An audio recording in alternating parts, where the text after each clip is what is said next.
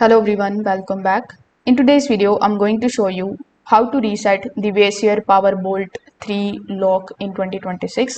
Now, in order to reset it, first of all, make sure that your door stays open and the deadbolt is also unlocked.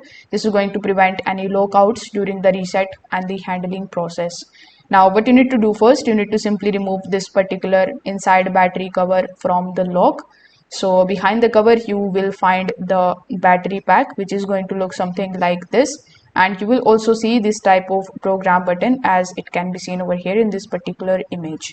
Now you need to first of all remove the batteries, and then you just have to simply press and hold this particular power button for at least 15 to 30 seconds. Now after 50 to 30 seconds you will hear a long beep. So when you hear that, you just have to simply release the button, and this is going to restore the Weiser Powerbolt 3 back to factory default settings, and it will also clear the old user codes. So after resetting, the lock usually needs to relearn the door direction, so you just have to simply do it, and that's how you can basically reset it. If this video helped you out, make sure that you like this video and subscribe to the channel. Thanks for watching.